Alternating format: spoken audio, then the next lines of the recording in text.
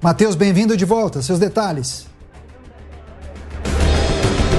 Olá, Daniel, Cláudia, mais uma vez a gente vem falando sobre a reta final aqui no Rio de Janeiro, na capital fluminense, faltando pouco menos de 10 minutos para o fechamento dos portões, e a reclamação que as pessoas estão tendo é na demora, viu? Nosso repórter cinematográfico Bruno Brito vai mostrando para nós aqui na Zona Sul como é que está essa movimentação. Eu conversei com algumas pessoas e muitas delas estão reclamando. Segundo o Tribunal Regional Eleitoral aqui do Rio de Janeiro, um dos grandes problemas tem sido a questão da biometria.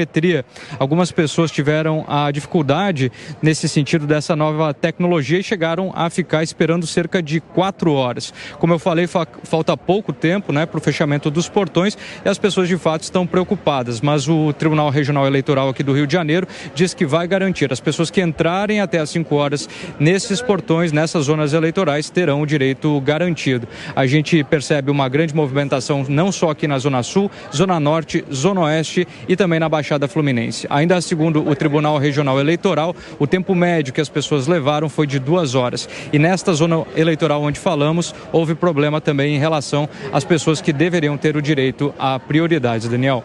É isso, o processo de votação no Rio de Janeiro em destaque com o Matheus Coelzer, que volta daqui a pouco na programação.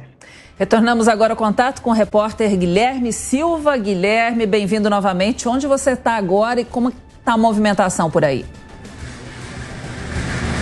Oi, Cláudia. Agora eu estou aqui no Colégio Claretiano, na Vila Buarque, e por aqui os relatos também foram de muita demora, muitas filas, algumas pessoas dizendo que a fila para poder votar chegou a passar de 1 hora. Então os relatos também por aqui de bastante demora para que os eleitores possam votar.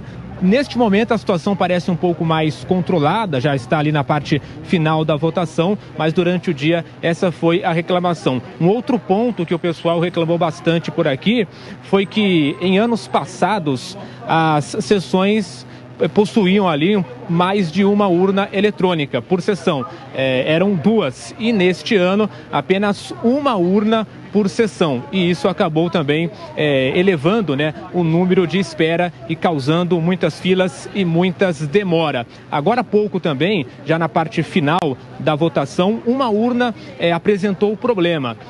Eu tentei confirmar por aqui qual teria sido esse problema, mas não consegui nenhuma orientação do TRE e das pessoas, né, do TRE que estão por aqui. Então fica também esse registro aqui, Cláudia.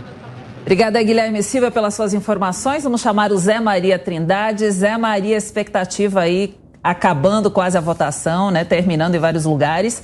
Qual a expectativa aí para essa apuração em Brasília? Pois é, olha, Cláudia, não há quem não esteja muito ansioso para saber o resultado desta eleição, né? Todas as pesquisas confirmam uma coisa: há uma polarização entre o presidente Jair Bolsonaro e o ex-presidente Lula, né? Isso aí já está confirmado.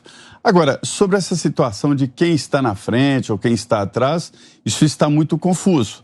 Conversei com várias pessoas experientes em política, alguns até têm conhecimentos em estados, e todos estão com a interrogação muito grande.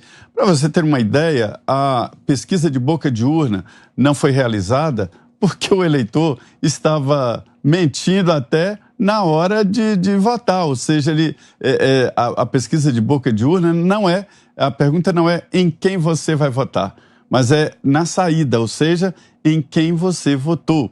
E a pesquisa estava errando. Então, os institutos, as empresas, né, decidiram não fazer o tal boca de urna. Então, a expectativa é muito grande e tudo no TSE está ali armado para que 7 horas, 8 horas já tenhamos um resultado bem avançado e por volta de 9 horas já se tenha. Então, assim, a confirmação é a base de que há mesmo esta polarização entre Lula e Jair Bolsonaro, né? A partir daí, cada um tem uma ideia, não há nenhum dado que possa dizer que se as pesquisas estão corretas ou não. O certo é que alguém vai ter que pedir desculpas depois das eleições, né? Porque a contradição é muito grande nos números das empresas que fazem essas pesquisas.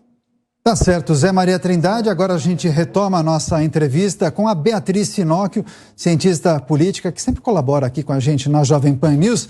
Beatriz, queria tratar justamente das pesquisas que pudemos compartilhar ao longo dessa semana. A maior parte delas aponta para a realização de um segundo turno entre Jair Bolsonaro e Lula. Acho que um ou dois institutos acreditam que possa vir a ter apenas a definição em primeiro turno, mas me parece que essa é uma condição mais difícil. Queria a sua avaliação e também qual é a sua aposta. A minha aposta, vou começar pelo final, a minha aposta é no segundo turno. Eu não vejo como uma possibilidade essa eleição ser decidida no primeiro turno.